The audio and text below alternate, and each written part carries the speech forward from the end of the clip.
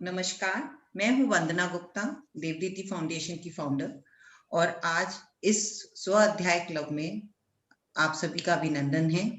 और मुझे ये बहुत बताते हुए खुशी हो रही है कि स्व अध्याय में हम आजकल वाल्मीकि रामायण का पाठ की पुस्तक पढ़ रहे हैं और आज हम सर्ग 36 से 42 तक का कवर करेंगे।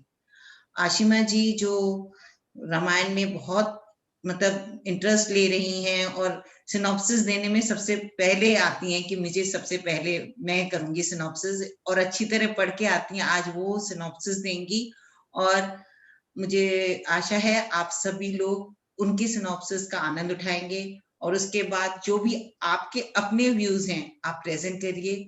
और सपना जी जो देवदीति के को फाउंडर हैं वो अपना जो उनका व्यू है वो प्रेजेंट करेंगी इन दी एंड। एंड आप लोगों को कोई भी राय देनी हो या कोई भी आपका अपना व्यू है, क्रिटिक्स जो भी हैं आपके, we are more than welcoming all of you. आप यू प्लीज कम फॉरवर्ड। सबका अपना परसेप्शन होता है, एक एक वर्ड का अपना अपना परसेप्शन है। सो आप लोगों की समझ में जो आया है या आशिमा जी की समझ में जो आया है, we are open to discussion and we would love to have discussion on this. इसलिए हमने पहले जो हम बहुत बड़े बड़े बहुत सारे पेजेस कवर कर रहे थे, हम थोड़े थोड़े संक्षिप्त मतलब 5 या 6 सर्व कर रहे हैं जिससे हम डीपली उनका वर्ड मीनिंग पूरा उसकी एस्थेटिक सब जाने। तो ओवर टू अशिमा जी और उम्मीद है आप लोग ध्यान से सुनेंगे और पार्टिसिपेशन देंगे अपनी। Ashima ji. Thank you Vandana ji and Sapna ji और सभी को मेरा नमस्कार। और आज हम 36 सर्ग से 43 सर्ग तक करने की कोशिश करेंगे। और लास्ट सर्ग में हमने पढ़ा था कि किस प्रकार सुमंत्र जो है लास्ट में कैकेयी को समझाने की कोशिश करते हैं कि तुम अपनी प्रतिज्ञा वापस ले लो और श्री राम जी को वन जाने से रोक लो, जिससे कि तुम्हारे ऊपर कोई कलंक भी नहीं लगेगा और राजा भी बिल्कुल, राजा और प्रजा दोनों ही खुश हो जाएंगे। लेकिन उनके कैकेयी के ऊपर पता नहीं सरस्वती जी का क्या कृपा थी कि वो अपनी बात से बिल्कुल भी विचलित नहीं हुई। और आज हम इसके आगे कर रहे हैं 36 सर्ग में। तो बोल राजा दशरथ जब देखते हैं कि कैकेयी बिल्कुल नहीं मान रही, तो वो क्या करते हैं, अपने मंत्री सुमंत्र को कहते हैं, ठीक है, अगर श्री रामचंद्र वन जाना चाहते हैं मेरी प्रतिज्ञा पूरी करने के लिए, तो आप उनके साथ चतुरंगनी सेना भेज दो। आप रत्नों से भरी हुई चतुरंगनी सेना राम जी के पीछे पीछे भेजो और इसी प्रकार सुंदर वचन बोलने वाली रूपवान स्त्रियों को भी साथ भेज दो और कुशल वैश्य जो हैं, जो कि उनको पूरी तरह से कंफर्ट दे पाए, वो भी इनके साथ वन में भेज दो। इसी प्रकार जो है प्रक्रमी मल्ल, वो भी उनके साथ जाने चाहिए ताकि राम जी को वन में कोई कष्ट ना हो। और मुख्य आयुध छकड़े और भीतर जो लोग वन के भीतर के सभी रहस्य जानते हैं कि कौन सा जानवर कहाँ पे है और किस प्रकार उनको इजीली उनका जो वनवास है कट सकता है, ऐसे लोगों को भी साथ भेज दो। वो साथ साथ आगे आगे चलेंगे और वन के जो जितने जीव जंतु हैं उनको साथ में पीछे हटाएंगे और उनके रहने का इंतजाम करेंगे और वो लोग मधुपान कर सकते हैं, तो इनको साथ भेज दो। इसी प्रकार वो अपने खजांची को बुलाते हैं और कहते हैं कि अन्न के भंडार भी श्री राम और सीता जी के साथ जाने चाहिए। और दक्षिणा देने वाले वो कहते हैं कि अगर धन दौलत जाएगा इनके साथ, तो ये क्या कर सकेंगे, अपने ऋषि मुनियों के साथ यज्ञ कर सकेंगे और उनको दान दक्षिणा भी दे सकेंगे और तीनों मिलकर सुख से रहेंगे। इस प्रकार उनका वनवास पूरा हो जाएगा। और जो अयोध्या में क्या होगा, महाभाव भरत हैं जो जब वापिस आएंगे तो वो वहां के राजा बन जाएंगे और पूरा 14 साल तक राज्य का सुख भोग लेंगे। और महाराजा दशरथ ने जब ये कहा तो कैकेयी के मन में और डर बैठ गया। कैकेयी ने को लगा कि ये सब धन सेना और सब लोग जब राम जी के साथ चले जाएंगे तो भरत के पास तो कुछ भी नहीं बचेगा। तो वो एकदम लज्जा उनकी उसकी खत्म हो जाती है और बोलती हैं कि अगर ये सब कुछ ही राम जी के साथ जाना है तो भरत इस शून्य राज्य को लेकर क्या करेंगे, ये नहीं हो सकता। कैकेयी ने अपनी सारी जो लाज शर्म छोड़कर ये बोलना शुरू कर दिया कि भरत इस तरह का राज्य कभी भी स्वीकार नहीं करेंगे। तो राजा दशरथ बोले कि उनको बहुत दुख लगता है और बोलते हैं कि देखो राम तुम्हारी मेरी प्रतिज्ञा को पूरा करने के लिए वनवास जा रहा है और तू मुझे और बचनों के चाबुक मार मार कर घायल कर रही है। तू थोड़ी सी शर्म कर। और तूने मुझे ये तो बताया ही नहीं कि राम जी वनवास तो जाएंगे, लेकिन इस कंडीशन में जाएंगे कि कोई धन दौलत नहीं जाएगा और कोई भी राजसी वस्त्र भी उनके साथ नहीं जाएंगे। तो वो कहते हैं कि अगर उन्हें वन जाना ही है तो उन्हें सेना और सामग्री के साथ ही मैं भेजूंगा। तो राजा के क्रोध युक्त वचन सुनकर केकई बोलती है गुस्से में कि महाराज आपके वंश आप तो अपनी प्रतिज्ञा से पीछे हट रहे हो। महाराजा सगर ने तो अपने पुत्र अंशुमन को देश निकाला दे दिया था और आप अभी राम जी को वनवास सिर्फ 14 वर्ष के लिए ही भेजने को तैयार नहीं हो। राजा सगर ने तो पूरी लाइफ के लिए उनको वन भेज दिया था। तब दशरथ ने कहा रानी तुझे तो धिक्कार है, तुझे तो शर्म में गड़ जाना चाहिए। तुम्हारी जो बुद्धि भ्रष्ट हो गई है उसकी वहां पर तुझे, क्योंकि उसकी बुद्धि में राम जी की प्यार हट गया था तो उसकी बुद्धि भ्रष्ट हो गई थी और उसकी समझ कुछ नहीं आ रहा था, उसको सिर्फ भरत का राज्य ही दिख रहा था यहाँ पर। तो तभी उनके मंत्री सिद्धार्थ उठते हैं और बोलते हैं कि देवी जो असमंज था वो तो बड़ी ही भ्रष्ट बुद्धि का था, उसको एंटरटेनमेंट मिलता था अगर लोगों के छोटे छोटे बच्चे जब खेल रहे होते थे वो उनको उठाकर नदी में डाल देता था। तो इस प्रकार प्रजा राजा के पास जाती है और कहती है कि देखिए महाराज, या तो हम इस राज्य में रहेंगे और या फिर आप इस राज्य से अपने पुत्र को निकाल दें।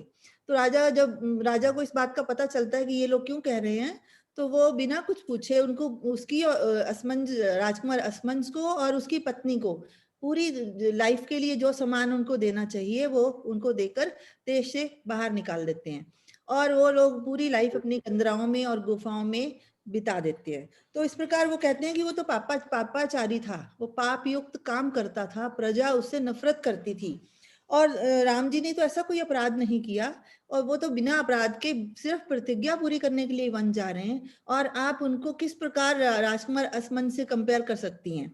तो अगर कोई दोष आपको राम में दिखाई दे रहा है तो आप खुलकर बताओ कि राम जी में क्या दोष है, आप इस प्रकार की बातें कर रही हैं। तो श्री राम जी तो सदा सन्मार्ग पर ही चलते हैं, वो तो धर्म के विरुद्ध काम ही नहीं करते। तुम्हें तो राम के अभिषेक में विघ्न डालना ही नहीं चाहिए और अभी भी अगर आप विघ्न दूर कर सकती हैं तो इस विघ्न को दूर करके राज्य अभिषेक करें। तो लेकिन जो उस तरह राजा दशरथ जब ये सब बातें सुनते हैं तो वो कैकेयी से बोलते हैं कि पापिनी तुझे तो अपने हित का ध्यान ही नहीं है, तू अपना कितना बड़ा अहित कर रही है, तू दुख मार्ग का चयन कर रही है, सुख का मार्ग छोड़कर तू दुख का मार्ग अपना रही है। अब तो मैं भी क्या करूंगा, सारा राज्य राजपाट छोड़कर मैं राम जी के पीछे पीछे चला जाऊंगा और सब लोग भी राम जी के साथ जाने के लिए कह रहे हैं और तू अकेले भरत के साथ यहाँ रहकर राज्य कर। तो ये 36 सर्ग यहाँ खत्म होता है और 37 में स्टार्ट होता है कि प्रधानमंत्री सिद्धार्थ की बात सुनकर राम जी पिता से कहते हैं कि पिताजी मैं तो भोगों का त्यागी कर चुका हूँ, मुझे इस सेना का, चतुरंगिनी सेना का, छकड़ों का, धन का मुझे क्या करना है। मेरे तो ऐसे लग रहा है जब आप ऐसे कह रहे हैं अगर मैं ये सब चीजें अपने साथ लेकर जाऊंगा तो मुझे लगेगा कि जैसे मैंने हाथी तो दान कर दिया लेकिन हाथी को से जो रस्सी बांधती थी हाथी को और वो मेरे पास रह गई, तो मुझे इन चीजों का कोई लोभ नहीं है। आप सारी चीजें भरत को ही दे दें, मेरे लिए तो वलकल वस्त्र ला दे, मैं वलकर तपस्वी वेश में ही वन में जटा धारण करके रहना चाहता हूँ। मुझे एक खंती और कुदारी ला दें जिससे कि वन में मेरे को बहुत हेल्प मिलेगी 14 साल तक। और इस प्रकार राम जी ने कई इस टाइम इतनी मूढ़मती हो चुकी होती है कि वो खुद ही जाती है और वलकल वस्त्र तपस्वी सारे वो ले आती है राम और लक्ष्मण के लिए। राम और लक्ष्मण दोनों ही उन वस्त्रों को राजा दशरथ के सामने पहन लेते हैं तो राजा दशरथ और भी ज्यादा दुखी हो जाते हैं। इस प्रकार जब सीता जी का नंबर आता है तो सीता जी को भी वो वस्त्र लाकर देती है वो, लेकिन सीता जी को वस्त्र वो पहनने नहीं आते। एक बार तो सीता जी उन वस्त्रों को देखकर एकदम डर जाती हैं, डर के मारे और दुख के मारे उनकी आंखों में आंसू आ जाते हैं। तो वो बोलती हैं राम जी को कि देखो ये मुझे वस्त्र पहनने नहीं आते, आप मेरी सहायता कीजिए, मैं ही इन वस्त्रों को तभी पहन पाऊंगी। तो श्री राम जी आकर स्वयं उनकी मदद करते हैं, लेकिन सभी रानियां जब सीता को वनवासी वेश के वस्त्रों में देखती हैं तो उनको बहुत ही ज्यादा कष्ट होता है। वो राम जी से बोलती है कि सीता को तो वनवास की इस प्रकार इस वेश में तो सिर्फ तुम्हें ही जाना था, तपस्वी वेश में जटा धारण करके। सीता के लिए तो कोई ऐसी ना कोई प्रतिज्ञा सी थी कैकेयी की, और ना ही दशरथ जी ने कोई इस तरह की आज्ञा आपको दी है। तो तुम्हें तो निर्जन वन में इसको लेकर ही नहीं जाना चाहिए। तुम सीता को ये तुम लक्ष्मण के साथ जाकर वन में रहो, तुम 14 वर्ष तक अपना वनवास पूरा करो और उसको पूरा करके वापस आ जाए। तुम तो धर्म के अनुरागी हो, धर्म परायण हो, तो फिर सीता जी के साथ इस प्रकार का बिहेवियर क्यों? तो माताओं की बात सुनकर राम ने सीता को फिर भी वो वस्त्र पहना दिए, वो बिल्कुल भी अडिग नहीं हुए। ऐसा जब उन्होंने गुरु वशिष्ठ की भी आंखों में आंसू आ गए, जब उन्होंने देखा कि सीता जी वल्कल वस्त्र पहनकर वनवास जाने को तैयार है, तो वो वशिष्ठ जी की भी आंखों में आंसू आ जाते हैं। तो अब वो वशिष्ठ जी भी एक बार गुस्से में बोलते हैं कैकेयी को कि मर्यादा का उल्लंघन कर अधर्मी दुर्बुद्धि कैकेयी, ये वाले शब्द वशिष्ठ जी जो कि इतने बड़े महर्षि हैं, उस टाइम वो भी ये शब्द उनको बोलते हैं कि तू तो एक जीता जागता कलंक है सब पे, और राजा को धोखा देकर तू भी यहाँ नहीं रह सकती, तुझे भी यहाँ से जाना ही होगा। अरे दुष्ट कैकेयी, सीता वन नहीं जाएगी और सीता जो है राम के सिंहासन पे बैठेगी। क्यों? क्योंकि सीता तो राम की आत्मा है, तो सीता की जगह तो राम की जगह तो सीता ही यहाँ पर राज्य करेगी। तो या फिर पूरा नगर सैनिक हम सब वन में चले जाएंगे, और तू जो है नगरवासी भी अपना पूरा धन ले जाएंगे, अपने बच्चों को ले जाएंगे, अपने परिवार को ले जाएंगे। और शत्रुघ्न अगर राजा अयोध्या के राजा दशरथ के बेटे हैं, तो भरत और शत्रुघ्न भी ऐसा ही करेंगे। वो भी इस प्रकार का काम नहीं करेंगे कि राम के राज्याभिषेक के टाइम अगर वो नहीं है, यहाँ पर नहीं है, तो वो राम के राज्य को भोगेंगे, वो भी वन जाने की तैयारी करेंगे। तो इस प्रकार वो भी इस टाइम तो अयोध्या में ऐसी कंडीशन है कि पशु पक्षी तो क्या, वृक्ष भी राम जी के साथ जाने को उत्सुक हैं। वो भी चाहते हैं कि हम राम जी के साथ वन चले जाएं, और तू कह रही है कि सैनिक और धन राम जी के साथ नहीं जाएगा। तो और इस प्रकार जो है तू बिल्कुल पितृकुल के विपरीत बिहेवियर कर रही है, तेरे पुत्र कभी ऐसा काम नहीं करेंगे। और यदि आज राम वन जाना चाहते हैं तो उनको हम रोक भी नहीं पा रहे, और नगरवासियों को भी रोक नहीं पाएंगे। उन्होंने बहुत ही ज्यादा समझाया कैकेयी को, लेकिन कैकेयी वैसे ही चली, और वशिष्ठ जी के सामने ही वो सीता जी, राम जी और लक्ष्मण जी तपस्वियों के वेश में तैयार हो गए। तो अब उसने ये कहा कि वशिष्ठ जी फिर समझाते हैं कि तूने तो राम के लिए वनवास मांगा है, ना कि सीता के लिए। वो तो एक ऐसी स्त्री है जो किसी को कोई कष्ट नहीं पहुंचाती, और वो सदा सुखों में रही है। इस प्रकार तू सीता को इस प्रकार के वस्त्र धारण करने की आज्ञा दे। वो 14 वर्ष तक यहीं से वस्त्र और आभूषण लेकर जाएगी, और उसका यही धर्म है अपनी पतिव्रता धर्म में कि वो इन वस्त्रों को धारण करके ही अपने वनवास को पूरा करे, और तुझे ये आज्ञा देनी होगी। लेकिन जो है सीता जी अपने उसी वेश में आ जाती हैं वल्कल वस्त्र पहनकर। तो जब भी सीता जी वल्कल वस्त्र धारण करने लगती हैं, तो सभी लोग, वहां खड़े हुए लोग राजा दशरथ को धिक्कारने लगते हैं, कि दशरथ भी बहुत दुखी होते हैं, और कैकेयी को बोलते हैं कि सीता यह वस्त्र पहनकर वन में नहीं जाएगी। मैं 14 वर्ष के लिए इसको पूरे वस्त्र दूंगा। और अपने खजांची को वो ऑर्डर करते हैं, हुक्म देते हैं, आज्ञा देते हैं कि जाओ और 14 वर्ष के लिए गिनकर वस्त्र और आभूषण लेकर आओ।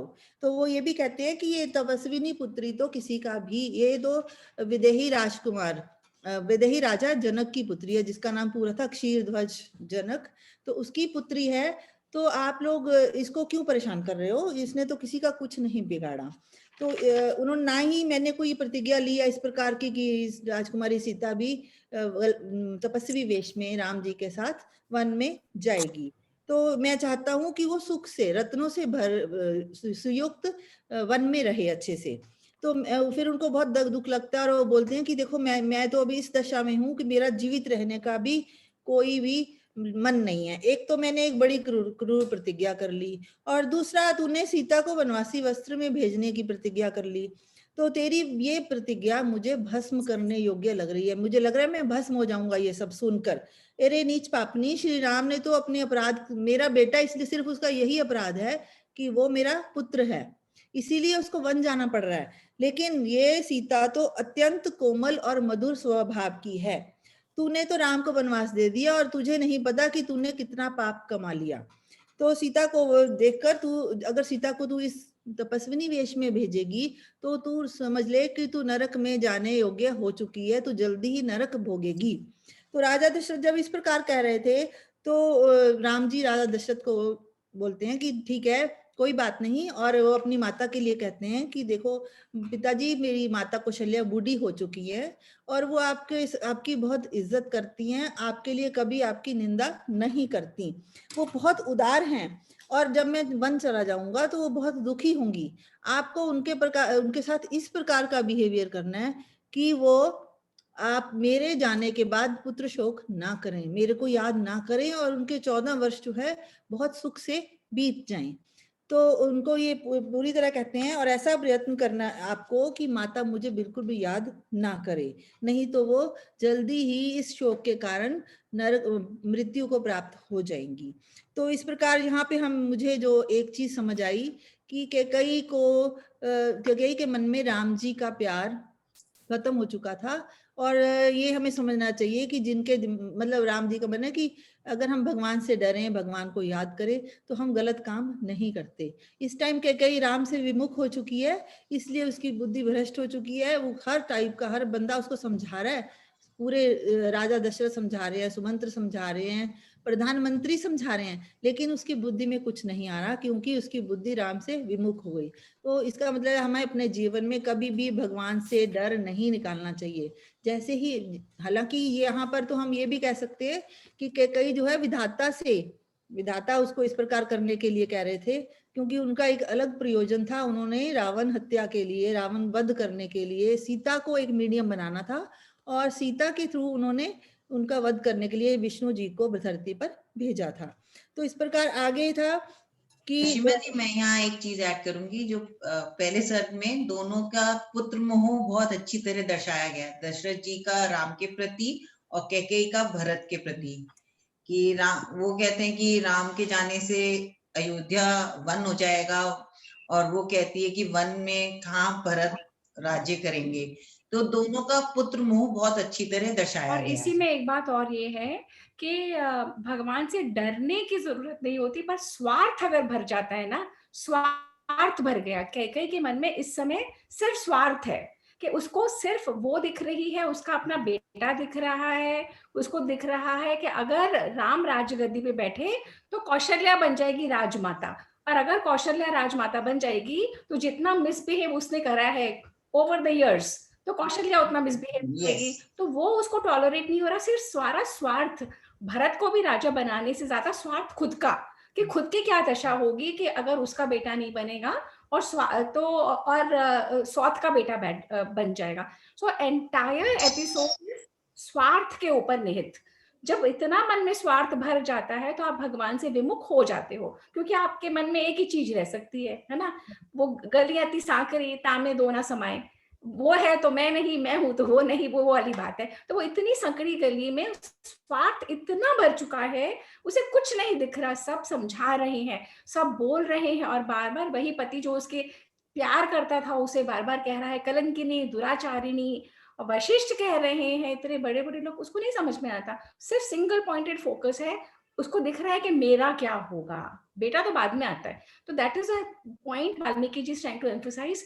जब हम इतने स्वार्थी हो जाते हैं कि हमें अपने स्व के अलावा कुछ नहीं दिखता, तब हमारी विनाश का जो गति हम ही ने शुरू करी है वो बढ़ती चली जाती है। फिर वो जैसे छोटा सा एक होता है, फिर वो तूफान का रूप, बवंडर का रूप, तो वो कैकेयी की दशा दिखा रहे हैं कि किस तरीके से वो स्वार्थ हावी होता चला जाए उसके ऊपर ना। हाँ जी आशिमा। तो आगे जब श्री राम जी की ये बात सुनते हैं कि श्री राम अभी भी इस कंडीशन में भी अपनी माँ के लिए और अपने पिता के लिए इतने चिंतित हैं, तो वो मुनि जैसे ही राम जी को सुनते हैं और उनको मुनि के वेश में देखते हैं तो वो बेहोश हो जाते हैं और वो इस प्रकार दुखी होते हैं कि ना उनसे कुछ कह पाते हैं और ना ही उनकी तरफ को देख पाते हैं। तो इस जब वो विलाप करने लगते हैं कि अपने लिए कहते हैं कि शायद मैंने पूर्व जन्म में बहुत बड़े बड़े पाप किए होंगे, या मैंने किसी बछड़ों को अपनी माताओं से अलग कर दिया होगा, या मैंने कुछ इस प्रकार के काम किए हैं कि मेरे को इतने दुखी होने पर भी मेरे को मृत्यु नहीं मिल रही। मेरी ये लगता है कि अभी मेरी आयु अभी इस धरती पर शेष है, और मुझे पता नहीं और कितने कष्ट देखने बाकी हैं। तो अब मैं अपने पुत्रों को इस कंडीशन में देखकर भी जिंदा हूँ। मुझे जमीन में गड़ जाना चाहिए था, मुझे मर जाना चाहिए था, लेकिन मेरी ऐसी कंडीशन अभी विधाता पता नहीं मुझे और क्या दिखाना चाहते हैं।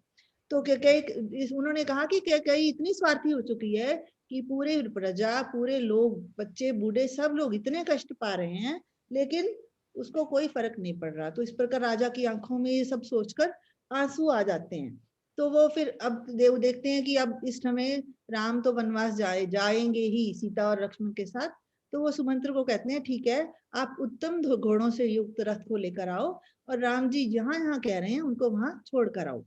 तो वो सुमंत्र जाते हैं और उत्तम घोड़ों से सुशोभित रथ को ले आते हैं। और राजा दशरथ कोषाध्यक्ष को भी ये कहते हैं कि ठीक है, अब सीता जी भी वन जा रही हैं, मैंने जो तुम्हें कहा था कि तुम वस्त्र 14 साल के लिए वस्त्र और आभूषण भी लेकर आओ। तो कोषाध्यक्ष भी ऐसा ही करता है, तो रथ भी आ जाता है और सीता जी के लिए वस्त्र और आभूषण भी आ जाते हैं। तो इस प्रकार जो है सीता जी जब उनको धारण करती हैं तो इस प्रकार इतनी सुंदर लग रही होती हैं कि उनका कंपैरिजन किया गया कि सुबह सुबह जैसे ही सुबह होती है और सूर्य की लालिमा, सूर्य उगता है तो लालिमा आती है चारों तरफ। हम कई बार सनराइज और सनसेट देखने जाते हैं, तो इस प्रकार वो बहुत ही सुंदर वहां पर लग रही होती हैं। तो कौशल्या ऐसा देखकर कौशल्या को बहुत दुख लगता है, बहुत प्यार से वो सीता को अपनी छाती से लगाती हैं और उनको थोड़ा उपदेश देती है कि सीता जी कहती हैं कि जो स्त्री अपने संकट में अपने पति का निरादर करती है वो बिल्कुल कष्ट, उसको दुष्टा औरत कहते हैं और वो नरक के समान उसको कष्ट मिलते हैं। तो इस प्रकार वो पहले तो अपने पति के साथ सारे सुख भोग लेती हैं और जैसे ही पति को कोई कष्ट आता है वो उसको छोड़ देती हैं। उनको झूठी, अगर कोई स्त्री झूठी है, पराये मर्द के साथ संसर्ग करने वाली है, उसे भी दुष्टा कहते हैं। विद्याभूषण आदि का दान भी अगर बड़ा सा बड़ा उपाय अगर हम कर भी लें तो भी उनको हम व्यथित नहीं कर सकते। वो वही कार्य करेंगी जो उनको समझ आ रहा है। और इसके विपरीत जो सत्य बोलती हैं, सदाचारी हैं, मर्यादाओं में स्थित होती हैं, मर्यादा में रहकर पति की आज्ञा का पालन करती हैं, पतिव्रता धर्म का पालन करती हैं, वही स्त्रियां बहुत ही पूजनीय होती हैं। उनके लिए उनका पति देवता होता है और वो अपने पति का अनादर नहीं करने देती। वो धनी हो या निर्धन, अमीर हो गरीब हो, हर स्थिति में, वन हो राजमहल हो, हर स्थिति में अपने पति का साथ देती हैं। तो इस प्रकार जब सीता जी ने कौशल्या का उपदेश सुना तो उन्होंने ये कहा कि माता, ये मैं ऐसा ही करने का प्रयत्न करूंगी और ये पतिव्रता धर्म मैंने पहले भी सुन रखा है, मैं ऐसा ही करूंगी। मैं कोई दुष्टा स्त्रियों के समान बिहेवियर अपने पति से नहीं करूंगी। मुझे पता है कि अगर मेरे 100 पुत्र भी हो जाएं तो 100 पुत्रों के बाद भी मेरे पति की जो मेरे साथ जो पतिक सुख है वो ज्यादा अच्छा है। 100 पुत्रों का सुख अपने अपने एक तरफ, लेकिन पति का सुख एक तरफ। तो मैं इस प्रकार पतिव्रता धर्म निभाने की पूरी कोशिश करूंगी। तो ये सब बातें सुनकर सीता जी की कौशल्या खुश भी होती है और दुखी भी होती है। खुश इसलिए होती है कि बहुत अच्छी मेरी बहू है और राम जी का ध्यान रखेगी और पतिव्रता धर्म का पालन करेगी, और दुखी इसलिए होती है कि अब 14 वर्ष के लिए उसको बन के दुख भोगने पड़ेंगे। तब राम जी अपनी माता से बोलते हैं कि माता, उनको सांत्वना देते हैं कि माता मैं वन जा रहा हूँ, आप मेरी बिल्कुल चिंता मत करिए। मैं 14 वर्ष तो सोते सोते ही निकल जाएंगे। आप एक दिन आपको जैसी सो के उठोगे आपको लगेगा 14 वर्ष समाप्त हो गए और मैं सीता लक्ष्मण के साथ आपके चरणों में शीश नवाने वापस आऊंगा। आप बिल्कुल इस प्रकार पिताजी के साथ सुख से रहिए और मैं जल्दी ही वापस आ जाऊंगा। तो इस प्रकार राम जी ने देखा कि सभी जो 350 रानियां थी, उनकी माताएं थी, वो भी ये सब सुनकर इस प्रकार का माहौल देखकर बहुत दुखी होती हैं। तो वो उनको भी कहते हैं कि माता, हम इतने वर्ष तक इकट्ठे रहे हैं, अगर मेरे से कोई भी भूल आपके प्रति हो गई हो तो आप सब मुझे क्षमा कर दें। और इसी पर ये सब बातें जब वो बहुत प्यार करती हैं रामचंद्र जी से, तो जब वो ऐसी बातें सुनती हैं तो वो बहुत रोने लगती हैं, वो विलाप करती हैं। इस प्रकार उनकी विलाप की आवाजों से जहां पूरे महल में कभी वाद्य यंत्रों की ध्वनि गूंजती थी, आज वहां पर दुखमय माहौल हो जाता है, सबके रोने की आवाजें आती हैं। तो इतने सारे लोग वहां राम जी के जाने के कारण दुखी होते हैं। तो सभी लोग बहुत दुखी होते हैं और रोते हैं। तो इसके प्रकार जब तीनों ने राजा दशरथ और माता के चरणों में प्रणाम कर दिया जाने के लिए, तो लक्ष्मण फिर पहले तो लक्ष्मण राम जी ने दोनों माताओं के चरणों में प्रणाम किया और महाराज की प्रदक्षिणा की, उनको नमस्कार किया। और लक्ष्मण ने पहले माता कौशल्या को नमस्कार किया और फिर सुमित्रा को। तो सुमित्रा ने कहा कि बेटा तुम बहुत अच्छे हो, तुम भाई के बहुत प्रिय हो, बहुत अनुरागी हो, तो तुम्हें अपने भ्राता धर्म का पालन करने वन में जाकर तुम्हें मैं वनवास के लिए बड़े प्यार से विदा कर रही हूँ। यहाँ पर देखिए माता का कैरेक्टर, चाहे वो सौतेली माता थी लेकिन किस प्रकार वो धर्म के अनुरूप कार्य करती हैं और लक्ष्मण जी को राम के साथ जाने की आज्ञा देती हैं। और फिर कहती हैं तुम बड़े भाई की सेवा में कोई कमी मत करना, तुम्हें अपने बड़े भाई को राजा दशरथ मानना और सीता को अपनी माता समान समझ लेना। तुम जाओ और सुखपूर्वक प्रस्थान करो। उनको आशीर्वाद देती हैं कि तुम सुख से वन में रहो। तो इसके बाद सुमंत्र ने श्री राम से कहा कि श्री राम जी आप रथ पर बैठ जाइए, मैं आपको जहां भी कहोगे मैं ले चलूंगा। तो आपके वनवास की गणना तो अभी से शुरू हो गई। जो माता ने आपको 14 वर्ष का वनवास दिया है वो अभी से इसी क्षण से स्टार्ट हो जाएगा। तब सीता जी प्रसन्नचित्त होकर रथ में बैठ जाती हैं और उनको वस्त्र और आभूषण दे दिए गए हैं। राम और लक्ष्मण को जो अस्त्र शस्त्र दिए थे, धनुष आयुध जो उनको राजा जनक ने दिए थे, वो भी वो अपने साथ लेकर चल पड़ते हैं। सारथी आगे रथ बढ़ाता है। अब इसके बाद जो अयोध्या में क्या सीन होता है, जैसे ही वो महल के अंदर का सीन और अयोध्या का सीन दिखाते हैं कि इस प्रकार जो सारी प्रजा और सैनिक जो उस टाइम वहां खड़े हुए थे सभी अचेत हो जाते हैं। उनको लगता है कि अब कोई भी उपाय काम नहीं कर रहा, अब ये तीनों वन जाएंगे ही। तो इस प्रकार अयोध्या में, पूरे अयोध्या में जैसे ही वो महल के बाहर निकलते हैं तो पूरे अयोध्या में कोलाहल मच जाता है। सब लोग बहुत ही दुखी हो जाते हैं और राम जी के पीछे पीछे भागते हैं। कुछ लोग रथों पे अटक जाते हैं, कुछ लोग सुमंत्र को बोलते हैं ठहरो ठहरो, हमें राम जी के दर्शन करने हैं, अभी इतनी जल्दी जल्दी मत चलाइए, धीरे धीरे रथ को चलाइए, हम सब उनको देखना चाहते हैं जी भर के 14 सालों के लिए। और इस प्रकार वो ये फिर बीच बीच में राजा दशरथ को भी कोसते हैं कि राजा दशरथ और रानी कैकेयी कैसे हैं जो इस प्रकार अपने पुत्र और पुत्र वधू को जाते हुए, वन में जाते हुए उनका हृदय क्यों नहीं फट गया। तो इस प्रकार कभी कभी वो बीच में गुस्से भी सबको कोसते भी हैं। तो लक्ष्मण को बहुत बार तारीफ करते हैं कि लक्ष्मण तुम तो धन्य हो, तुम तो 14 वर्ष तक राम की सेवा करोगे, तुम अपने भाई की वन में सेवा करोगे और तुम्हें तो स्वर्ग का मार्ग मिलेगा, हमें नरक का मार्ग मिलेगा, क्योंकि हम 14 वर्ष तक राम जी के बिना यहाँ अयोध्या में जिंदा रहेंगे। तो तुम्हारा भाग्य तो बहुत ही उज्जवल है और जो तुम श्री राम जी का अनुसरण कर रहे हो। तो इस प्रकार जो है प्रजाजन रोते रोते श्री राम जी और के रथ के पीछे पीछे चले जा रहे हैं। और राजा दशरथ, इधर महल में क्या होता है, राजा दशरथ बड़ी दीन अवस्था में होते हैं और श्री राम जी को बार बार देखने का प्रयास करते हैं। उनको आतुर हो रहते हैं, मैं किस प्रकार इनको देख लूं जी भरकर। तो वो इस प्रकार उनको अंदर से उनको गिल्टी भी होता है, खिन्न होते हैं वो और कुछ नहीं बोल पाते। इस प्रकार लगता है कि चंद्रमा को ग्रहण लग चुका है और सभी रानियां भी हा राम का करुण क्रंदन कर रही होती हैं। और श्री राम जी पीछे मुड़ के देखते हैं कि उनके पिता और माता नंगे पैर उनके पीछे रथ के पीछे पीछे दौड़े चले आ रहे होते हैं। तो माता और पिता की ये वाली सिचुएशन देखकर भी, उनको नंगे पैर देखकर सड़क पे, तो उनको बहुत ही दुख लगता है, उनकी आंखों में आंसू आते हैं और सुमंत्र को कहते हैं कि सुमंत्र आप रथ तेज चलाइए, लेकिन प्रजा कहती है कि रथ को धीरे चलाओ। तो वो बड़े असमंजस में होते हैं। तो फिर श्री राम जी को लगता है कि इनको क्लियर कर दूं, तो श्री राम जी बोलते हैं ठीक है आप रथ को तेज चलाइए और अगर आप मेरे को लौटते वक्त पिताजी आपको कुछ कहें तो आप कहना कि मैंने ही कहा था कि आप तेज रथ चलाएंगे। क्योंकि अगर वो फिर समझाते हैं कि अगर आप धीरे धीरे रथ चलाओगे तो माँ और पिताजी की कंडीशन बहुत बुरी हो जाएगी, वो मुझे जाते हुए नहीं देख पाएंगे। तो इस प्रकार जब सुमंत्र जी को समझ आता है तो वो तेज तेज रथ लेकर चले जाते हैं। तो सुमंत्र कहते हैं कि अब प्लीज विलंब नहीं करो। तो राजा दशरथ जो है अपने साथ आने वाले लोग जो वापस, जब एक सीमा के बाद वो लोग वापस आते हैं जब, तो ऐसा लगता है कि उनका मन तो वहीं राम जी के साथ वन चला गया, लेकिन वो शरीर से वापस आ गए। और सब लोग, राजा दशरथ बिल्कुल मूर्तिवत जड़वत, जिसको कहते हैं मूर्ति स्वरूप जड़वत, एकदम स्टिल हो गए थे और अपने दीन भाव से अपने पुत्र की ओर देख रहे थे कि मैं इसको किस प्रकार बन जाता हुआ देख रहा हूँ।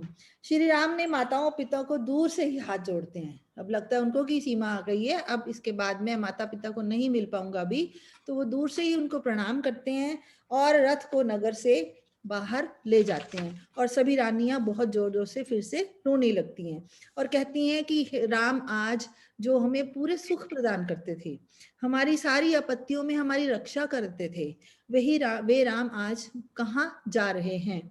और जो झूठे राम तो इतने विनम्र स्वभाव के हैं, अगर उनको झूठा कलंक भी लगा दे, अगर उनको कोई अपशब्द भी बोल रहे, तो भी अपना संयम नहीं खोते। तो इस प्रकार वो सभी लोगों को, अगर कोई रूठ भी जाता था तो वो उनको मना लेते थे। इतने नम्र स्वभाव के हैं, तो वो क्यों जा रहे हैं।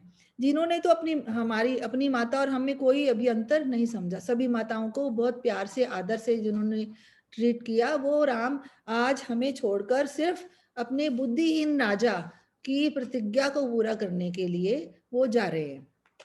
तो ये सब सुनकर राजा दशरथ फिर दुखी हो जाते हैं। और अयोध्या में क्या कंडीशन होती है उस दिन, पशु पक्षी तक भी खाना नहीं खाते, कोई भी माँ अपने बच्चे को दूध नहीं पिलाती, किसी के घर में भोजन नहीं बनता, और जिसके घर में पहली बार पुत्र पैदा होता है उसको भी उसकी कोई खुशी नहीं होती।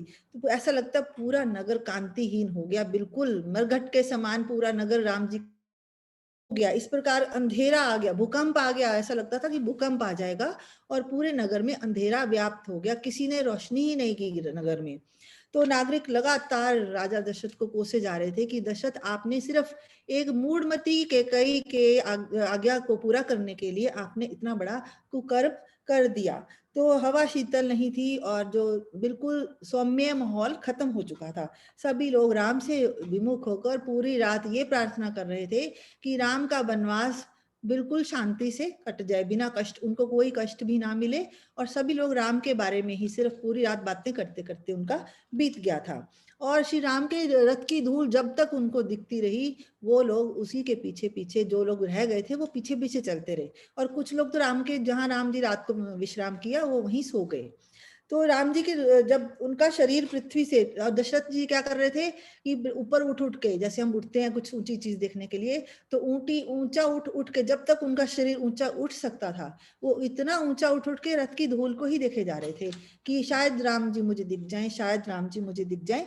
लेकिन जब उनको लगता है धूल भी समाप्त हो चुकी है, अंधेरा हो गया, तो विषादग्रस्त होकर वो पृथ्वी पर अचेत होकर फिर से गिर पड़ते हैं। अब उनकी एक तरफ कौशल्या होती है और दूसरी तरफ कैकेयी होती है, वो दोनों उनको उठाने की कोशिश करती हैं। तो वो कैकेयी को कहते हैं कि कैकेयी, तू मुझे मत छी, पापिनी तू मुझे बिल्कुल मत छू, जो तेरे साथ मेरा शादी का फेरों के बाद का रिश्ता था वो अब समाप्त हो गया। तू ना मेरी बांधवी है और ना ही मेरी पत्नी है। और इसी प्रकार मैं तो इतना तंग आ गया हूं तेरे से कि जो तेरा आश्रय लेगा, जो तेरा मित्र बंधु बांधव होगा, मैं उससे भी नाता नहीं रखूंगा। आज से मैं तेरा पूरा त्याग कर रहा हूं। तो उन्होंने कहा कि ठीक है, अगर तेरा पुत्र राज्य ग्रहण करना चाहता है तो करे, लेकिन अगर वो तेरे ही कदमों पर चलेगा तो मैं, जो मुझे मेरे मरने के बाद मुझे पिंडदान होगा, मैं वो भी ग्रहण नहीं करूंगा। मतलब ना मैं इस लोक में उसका पिता हूं और ना ही अगले लोक में उसका पिता हूं, क्योंकि वो तेरी गलत बातों को मानेगा, राम का राज्य वो ग्रहण कर लेगा। तब कौशल्या ने महाराजा दशरथ को उठाया और कैकेयी को हटा दिया और उनको कहा कि ठीक है, मुझे रथ में ले जाओ, बाहर ले जाओ, मैं अपना पुत्र का स्मरण करता रहूंगा और कौशल्या के भवन में ही रहूंगा। तो वो जैसे ही वो जाते हैं, उनको घोड़े के पद चिन्ह नजर आते हैं। उस टाइम उनको घोड़े के पद चिन्ह ही बहुत अच्छे लगते हैं, वो उसी को देखते हैं। और हम जैसे हमारे घर से बच्चे बाहर जाते हैं तो हम उनकी चीजों को देख देख के खुश होते हैं, इसी प्रकार वो कभी सीता की शैया को देखते हैं, कभी राम के वस्त्रों को देखते हैं, कभी घोड़े रथ के पहिए के निशानों को देखते हैं। तो उनको लगता है कि शायद राम यहाँ से गए थे, तो हमें इनको देखना है। तो अब वो फिर कहते हैं कि हाय, मेरा जो ज्येष्ठ पुत्र राम जब शैया पर सोता था और उसको इतनी सुंदर स्त्रियां चंवर ढुलाती थी, लेकिन आज वो, उसकी ये टाइम आ गया कि वो किसी भी वृक्ष की जड़ में सोएगा और वो अनाथ जैसा लगेगा और उसको कोई पहचानेगा नहीं, और वो पत्थर का तकिया बनाकर अपने रात व्यतीत करेगा और उसको कोई जंगली जानवर भी परेशान कर सकता है। तो इस प्रकार जब हम हिंसक जीव जंतु भी उसको मिलेंगे तो कैकेयी को फिर कोसते हैं कि ये कैकेयी तू अपना मनोरथ पूरा कर, तू मेरे पुत्रों को इस प्रकार तू कष्ट देकर तू अपने मनोरथ को पूरा कर। और राजा दशरथ भीड़ के साथ ही अपने भवन में चले जाते हैं। तो अब अयोध्या देखते हैं रास्ते में क्या सीन उनको दिखता है कि राम जी तो वन चले गए, लेकिन अयोध्या के सारे बाजार बिल्कुल बंद होते हैं और लोग बिल्कुल चबूतरे या इमारतें बिल्कुल सूनी होती हैं, सब लोग अपने घरों में बंद हो जाते हैं और बहुत दुखी होते हैं, राम की चिंता कर रहे होते हैं। पूरा राजमहल भी सूना पड़ा होता है, सभी द्वारपाल भी बड़े उदास होते हैं और वो कौशल्या वो कहते हैं कि ठीक है, द्वारपाल को कहते हैं तुम मुझे कौशल्या के पास पहुंचा दो, वहीं पर मुझे शांति मिलेगी। तो द्वारपाल जो है उनको पलंग पर सुला देते हैं और राजा जो है हा राम कहकर बहुत विलाप करते हैं और कहते हैं कि तुमने तो अपने माता पिता को त्याग दिया, अब तुम 14 वर्ष के बाद जो भी, पता नहीं मैं जिंदा रहूंगा या नहीं, लेकिन जो भी तुम्हें देखेगा, जो तुम्हें तीनों के दर्शन करेगा, वो बहुत भाग्यशाली होगा। तो रानी से कहते हैं कि मेरी दृष्टि, मेरा मन, मेरा तन सब कुछ राम के साथ जा चुका है, मुझे ये नहीं पता कि मैं कहाँ हूँ, मैं अंधा हो चुका हूँ इस वक्त, तू जो है मेरे को स्पर्श कर ताकि मुझे पता चले कि तू मेरे पास है। तो राजा दशरथ की व्यथा देखकर कौशल्या जो है वो उनके पास बैठती है और उनको सांत्वना भी देती है और विलाप भी करती है। लेकिन अब कौशल्या से वो कहते हैं कि अब कैकेयी, कौशल्या को अब रियलिटी समझ आती है कि कैकेयी ने क्यों ऐसा किया। तो अब वो कैकेयी के बारे में राजा दशरथ से बात करती हैं कि कैकेयी ने ऐसा क्यों किया। तो कैकेयी कहते हैं कि अब वो कैकेयी, राम जी तो वन चले गए लक्ष्मण के साथ, सीता के साथ, और भरत और शत्रुघ्न भी यहाँ नहीं है, जब तक वो नहीं आ रहे तो जिस प्रकार कोई सांप अपनी छोड़ देता है, अपनी केंचुली छोड़ता है और नया शरीर धारण करता है, तो अब कैकेयी इस कंडीशन में आ गई कि वो पूरी तरह आजाद है, अब वो कुछ भी करेगी, अब वो किसी भी प्रकार मेरे को तंग करेगी, किसी पर अपना बदला लेगी। अब कहते हैं कि जैसे घर में रहने वाला सांप बार बार डराता है, वो भी मुझे बार बार डराने की कोशिश करेगी। तो इस तरह वो तो खुश हो गई कि उसकी जीत हो चुकी है, जबकि उसको ये नहीं पता कि उसने कितना बड़ा कलंक अपने जिम्मे ले लिया। तो लेकिन वो अपनी जीत की खुशी में मेरे को बहुत तंग करेगी। अगर वो, फिर वो कहती है अगर वो इस वनवास ना देती, सिर्फ मेरे पुत्र को अपना दास ही बना लेती, या उसको कहती है कि तू भिक्षा मांग कर ले आ, तो भी मैं बहुत खुश होती, क्योंकि इस कंडीशन में वो रात को तो मुझे मिलता, मैं उसके दर्शन कर सकती थी।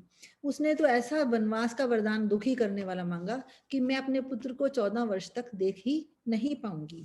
तो ऐसा मुझे ऐसा लग रहा है कि जैसे यज्ञ हम करते हैं, उसकी हविष का भाग देवताओं को मिलना बंद हो गया और सिर्फ अब राक्षसों के ही वो ऐसी कंडीशन है कि लोग अब राक्षसों की पूजा करेंगे।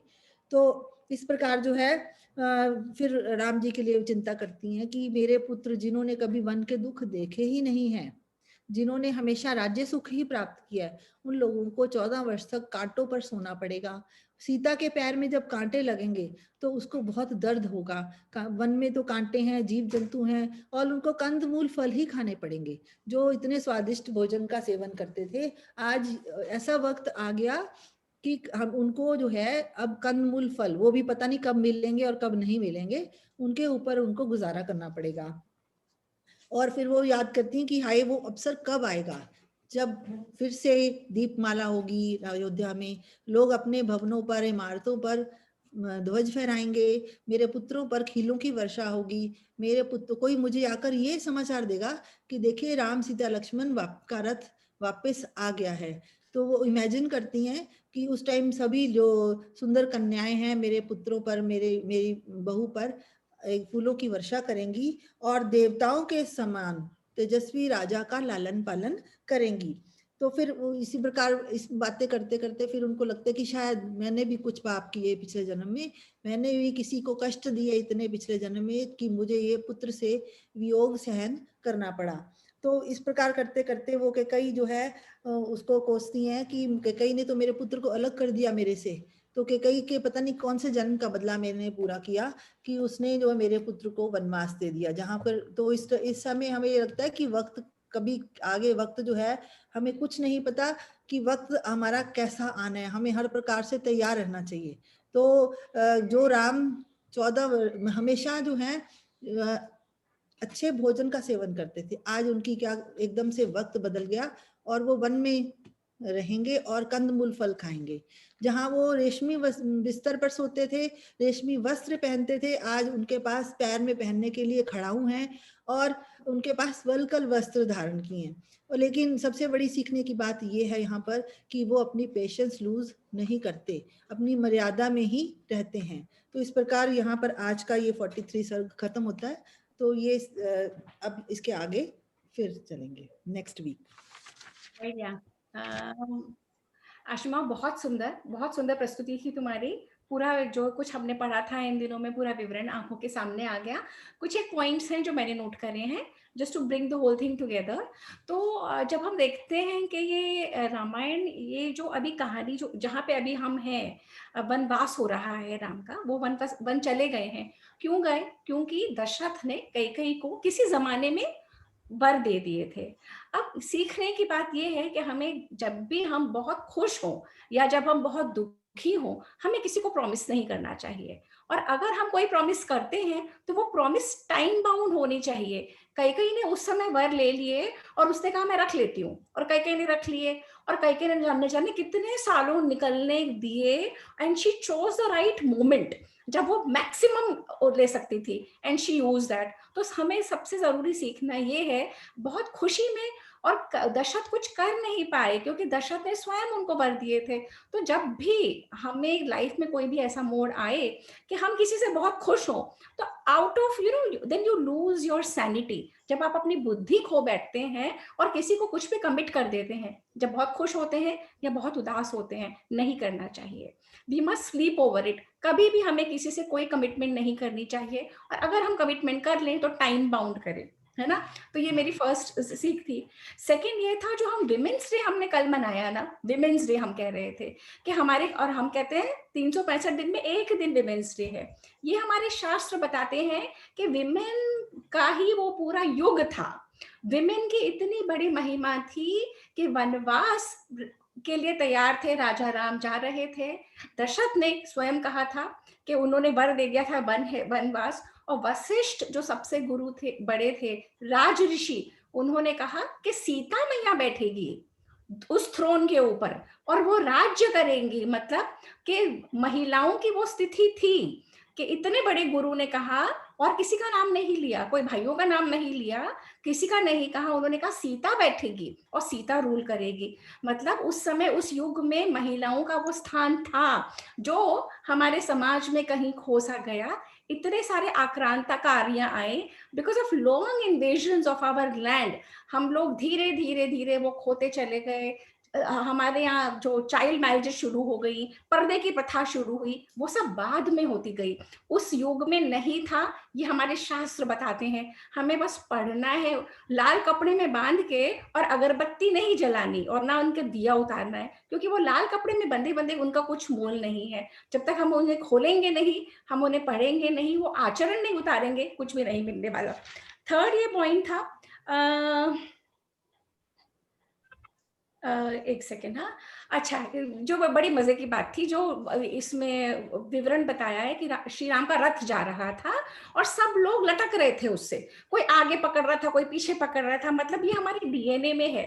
अगर हम बसेस में जाते हैं या हम ट्रेन में जाते हैं ना, तो हम लोग देखते हैं ना कि हमारे सारी तरफ जनता निकलने को तैयार। बॉम्बे की ट्रेन आज भी यही हाल है, लोग लटके रहते हैं। और अगर आप सिर्फ थोड़ा सा दिल्ली से बाहर जाओ, मेट्रो सिटी से बाहर, लोग बसों के ऊपर बैठ के जा रहे हैं, ट्रेन में। तो ये हमारे डीएनए में है, ये उस समय से चला आ रहा है कि श्री राम के रथ के आगे पीछे दाएं बाएं सब जगह लोग लटके हुए थे। That was just a small joke, that's an aside. जो शुरू में बताया था, आशिमा ने विवरण दिया था कि उन्होंने कहा है कि हाथी दान दे दिया पर उसकी रस्सी पकड़ ली। जब हम दान देते हैं ना, तो हम छोटी छोटी चीजों में उलझ जाते हैं।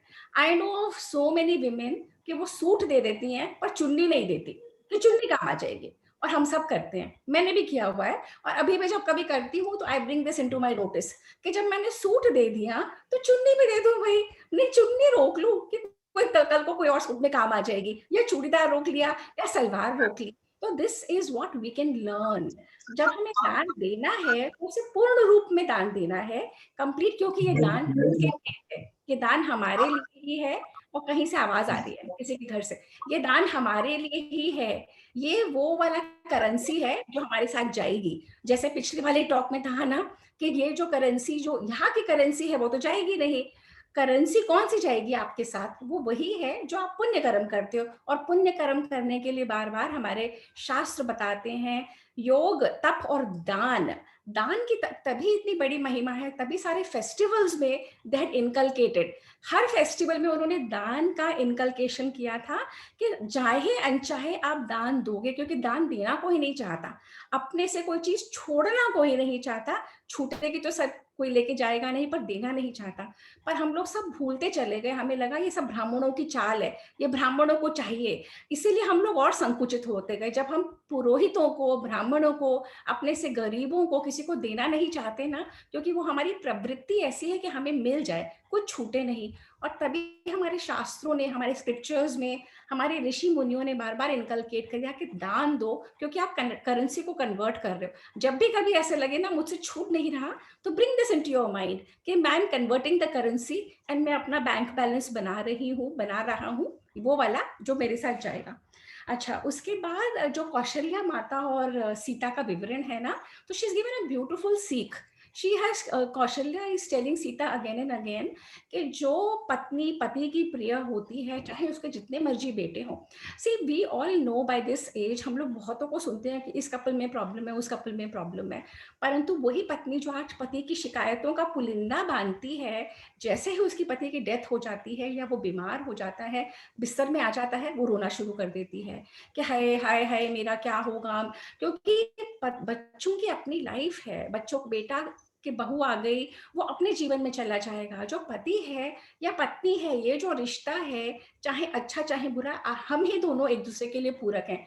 परंतु जब वक्त होता है हम समझते नहीं, और जब बहुत लेट हो जाती है, I know so many women जिसको वो कोसती रहती हैं उसके जीवन पर्यंत, जैसे ही उनकी मृत्यु हो जाती है, हाय हाय हाय शुरू कर देती हैं। क्योंकि जो समाज में या जो घर में स्थान एक पति के होने से होता है, वो उस लेडी का पति के जाने के बाद नहीं हो पाता फॉर वेरियस रीजंस। और जब वो नहीं हो पाता तो वो हाय हाय मचाती है। जब वक्त होता है उसे टॉलरेट होता नहीं, और जब नहीं होता तो वो रोती रहती है। तो ये छोटे छोटे पॉइंट्स थे जो मैंने लिखे थे। और एक पॉइंट मेरा भी है हाँ, जो मैंने नोटिस किया था कि जब दशरथ जी मानते नहीं है, रथ के पीछे पीछे जाने की कोशिश करते हैं, तो उस टाइम मंत्री और जी जो उनके महामंत्री थे, पिन कर लो अपने आप को, हाँ, जो उनके महामंत्री थे, उनको रोकते हैं कि जो जा रहा होता है उसके पीछे नहीं जाना चाहिए। तो हमने भी देखा है, जब हम लास्ट राइट्स देते हैं तो हम पीछे एक लिमिट तक जाते हैं। तो अगर इसको गहराई में लो तो उसका अर्थ यही है, जो जा रहा है उसके पीछे नहीं जाना चाहिए। और मंत्री ने यही कह के राजा दशरथ को रोका था कि महाराज, जो जा रहा है उसके पीछे, यात्रा में पूरे पूरे पीछे नहीं जाते। तो एक ये ऑब्जर्वेशन मेरी भी थी। बाकी तो सपना भाभी ने बहुत अच्छी तरह सब कुछ और रह गई है। हाँ, ये कि जो आजकल का ट्रेंड हो चुका है, हमारा जमाना फिर फर्क था। हम लोग जो यहाँ पे शामिल हैं वो 25-30 साल शादी को हो चुके हैं।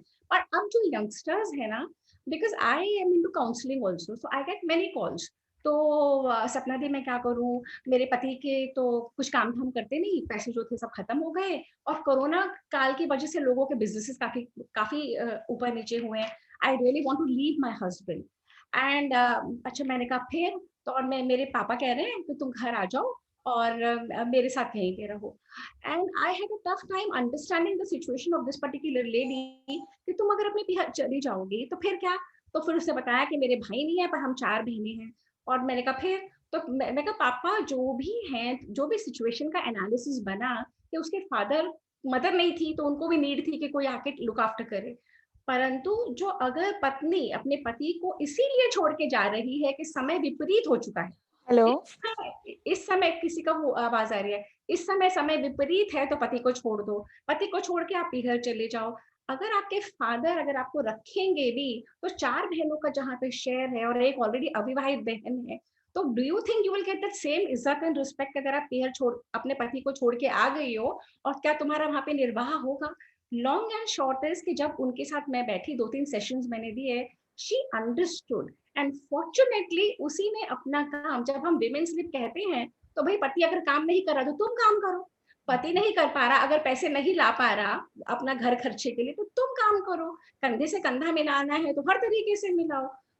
तो जो टॉलरेंस और जो सीख दी है सीता को कौशल्या ने, पति के पास सब कुछ हो या कुछ नहीं, अगर हमें उनका साथ देना है और अगर और कोई प्रॉब्लम्स नहीं है, कोई मारा पीटी नहीं है, कोई फिजिकल वायलेंस नहीं है, कोई और सिचुएशन नहीं है, जस्ट बिकॉज पैसा खत्म हो गया हम पति का साथ छोड़ दें या पति पत्नी का साथ छोड़ दे, तो वो इस सनातन संस्कृति की सीख नहीं है।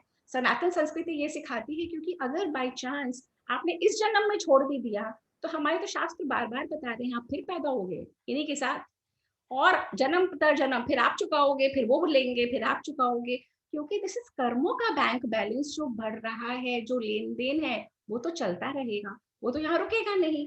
तो हमें जो सीता मैया को कौशल्या ने सीख दी थी वो यही दी थी कि पति के पास सब कुछ हो या कुछ नहीं, and this is what this generation of now needs to learn.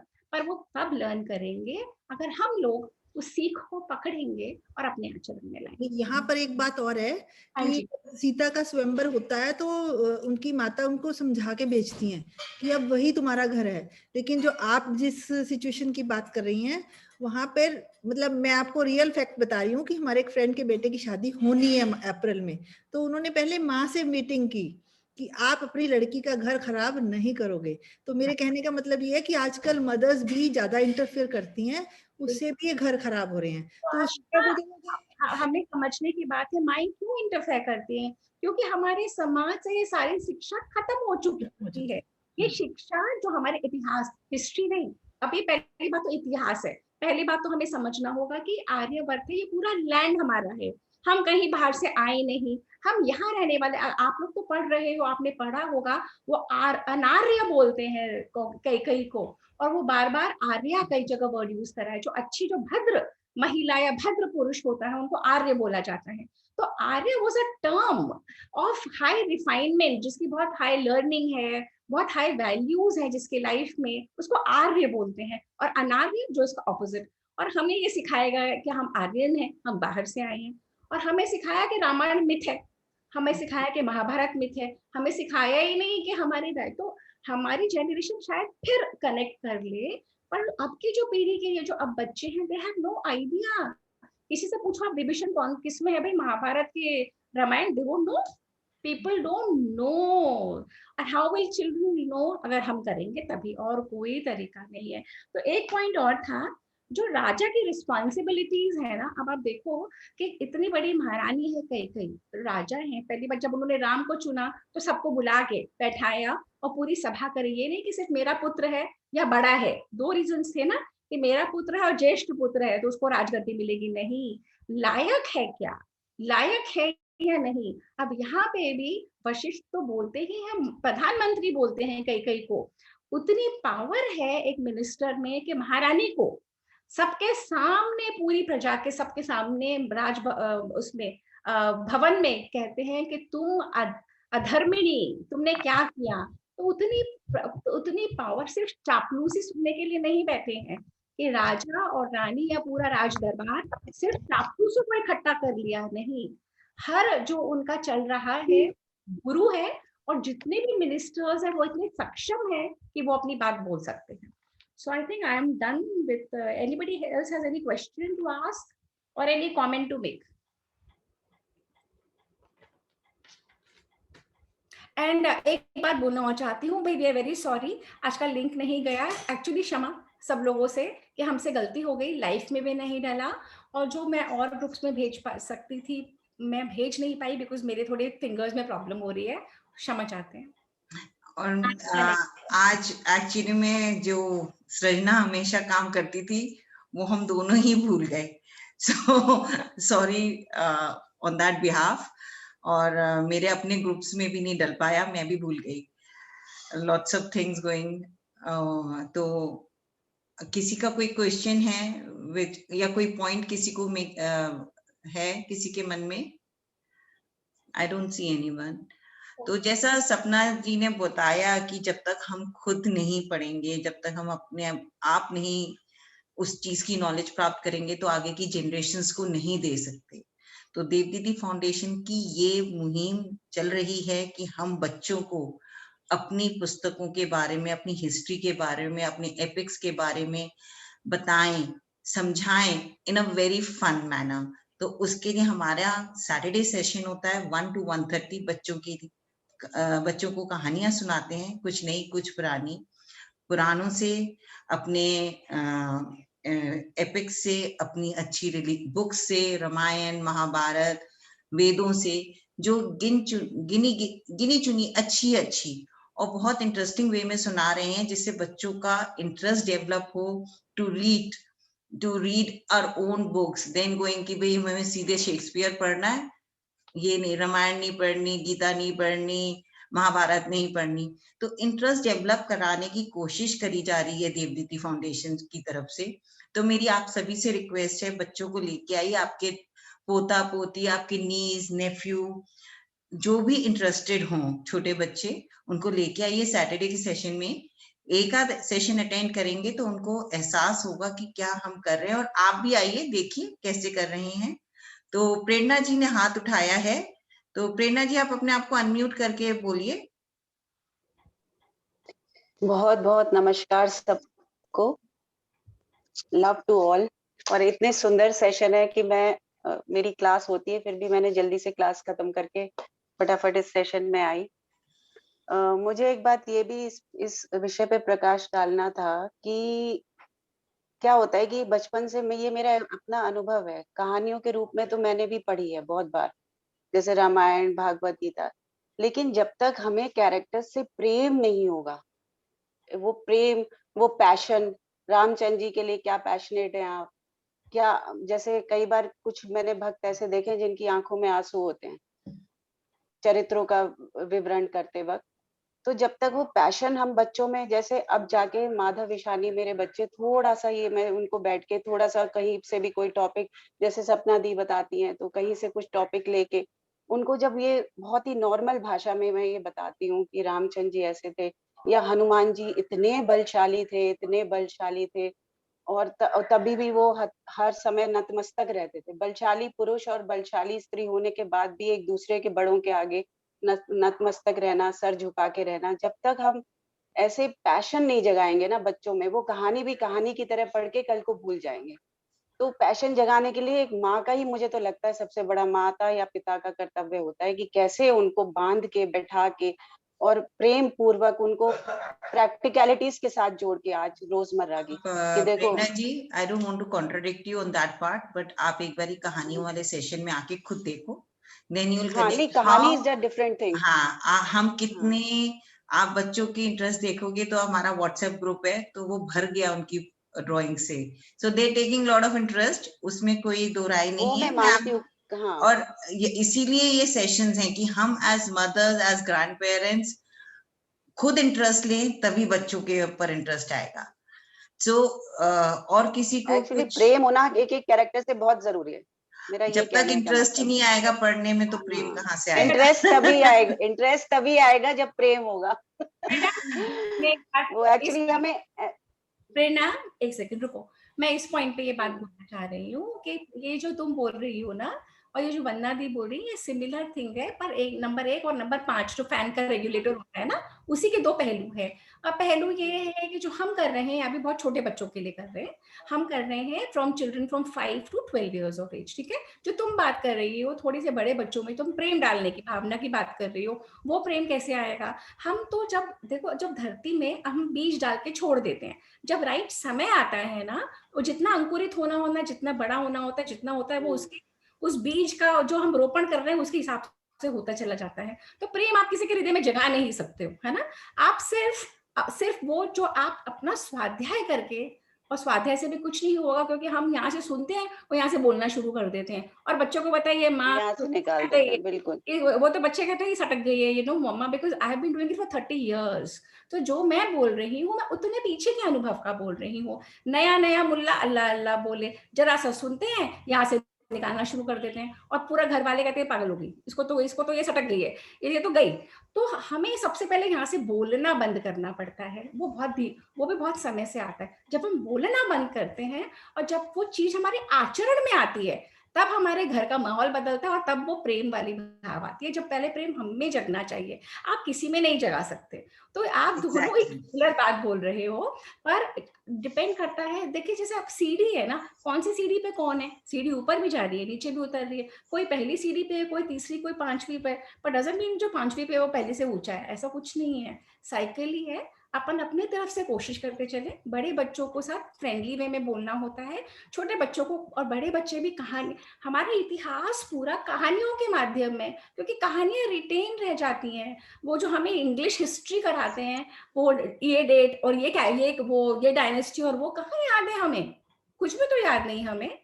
तो ये इतिहास जो कहानियों के रूप में है, ये याद रहता है, और इसका मूल पकड़ लें, हम इसका मर्म पकड़ लें और उस मर्म पे आचरण करें, तब जाके ये एक्चुअली क्या, तभी एक लाइफ टाइम बहुत छोटी है। हम बाहर का सब भूल जाते हैं, क्योंकि आपका सारा स्वाध्याय में, अपनी सेल्फ इंट्रोस्पेक्शन में, आज मैंने क्या कहा, क्यों कहा, नहीं कहना चाहिए था, मैं ये चुप ही रह जाती, मैं नहीं बोलती, कुछ और कर लेती, वहां से उठ जाती, आता है ना माइंड में। अब चलने लगा है ना कि मैं क्यों बोली, मैंने क्यों जवाब दिया। तो ऐसे ही जब हम अपने आचरण में लाते जाएंगे और बच्चे या माहौल वो चेंज देखता है हमारे व्यवहार में। परसों लगते हैं, पर कोई बात नहीं, करते रहेंगे। अपने जन्म में तो बहुत अच्छा है, मरेंगे, जिएंगे और मरेंगे नहीं, साइकिल है ये जो। हमारे बच्चे भी जब बचपन में सुनते थे ना कहानियां, तो वो सुनते ही रहते थे बस, क्योंकि हमारे यहाँ तो बहुत पूजा पाठ और हर समय रामायण की कहानियां पिछले 30 साल से हो रही है। लेकिन तो अब वो बड़े हो गए ना, बड़े होके तो अब उन्हें उसका तथ्य समझ आने लगा है कि ये क्या बात, हमें ही अब जाके समझ आना शुरू हुआ है, तो वो तो फिर भी हमसे बहुत चूके हैं। बिल्कुल बिल्कुल आएगा। घर का माहौल का बीज डाल दिया, हमारा काम उतना ही है। और उसके बाद अपने ऊपर अध्याय पे अपना स्वाध्याय आबाजी चली गई ना, देखो मिनटों में। ऐसे हम सबका कुछ नहीं पता किसी का नेक्स्ट मोमेंट। तो जो मिला है, अगर हम सब बनिए है ना, वैश्य कुल में पैदा हुए, तो वो उसको समय को यूज करो और अपनी ग्रोथ पे काम करो, और उस करेंसी में कन्वर्ट कर लो जो जाएगी। That's it. I think that. Very well said, very well said. आप म्यूट पे हो। सॉरी। तो इतने ज्ञान की बातों के बाद अब मेरे ख्याल से थोड़ा टाइम रिलैक्स करो, सब लोग एक एक कप चाय पी लेते हैं। बिल्कुल। तो अगला सेशन जो हमारा कमिंग ट्यूसडे होगा, सर 50 तक करेंगे, पेज 375, 375वां पृष्ठ है, और सर 50 वहां से बता दो ना, 43 खत्म कर दिया आज। 43 आज हमने फिनिश कर लिया है, तो 43 के बाद पेज 375 तक सर 50। और मैं, आप लोग सिनॉप्सिस नहीं भी देना चाह रहे तो मेरी रिक्वेस्ट है आप पढ़ो जरूर। पढ़ के आओगे ना, तो आप जैसे मैं सिनॉप्सिस दे रही हूँ या आशिमा जी दे रही हैं या सपना कुछ बोल रही है, तो आपका अपना एक व्यू होगा, क्योंकि आपने पढ़ा हुआ है। तो आपके पढ़ने जो समझ में आपको आया, हो सकता है हमने उस परसेप्शन से उस वाक्य को पढ़ा ही नहीं है, हमारे को पता ही नहीं उस वाक्य का क्या अर्थ है आपके जो दिमाग में। क्योंकि संस्कृत है या ये वाली जो लैंग्वेज में वाल्मीकि जी ने लिखी हुई है, इसमें एक एक शब्द के 10-10 अर्थ हैं। तो आपकी समझ में क्या अर्थ आ रहा है और मेरी समझ में क्या अर्थ आ रहा है, कैन बी वेरी डिफरेंट।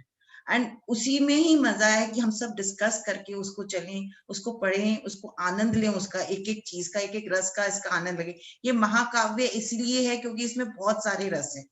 तो मेरी रिक्वेस्ट ये है, जितने लोग मौजूद हैं पढ़ के जरूर आओ। 20 सिर्फ 20 पन्ने हैं, सिर्फ पढ़ना है, हिंदी में या इंग्लिश में, आप सिर्फ पढ़ के आओ।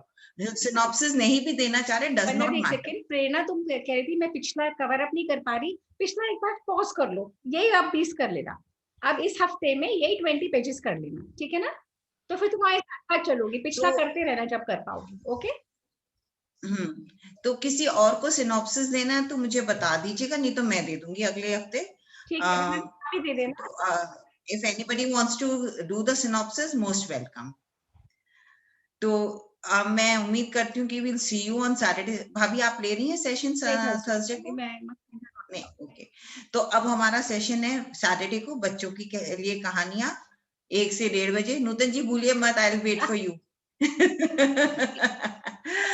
तो मिलते हैं आपसे। नमस्कार, थैंक यू सो मच।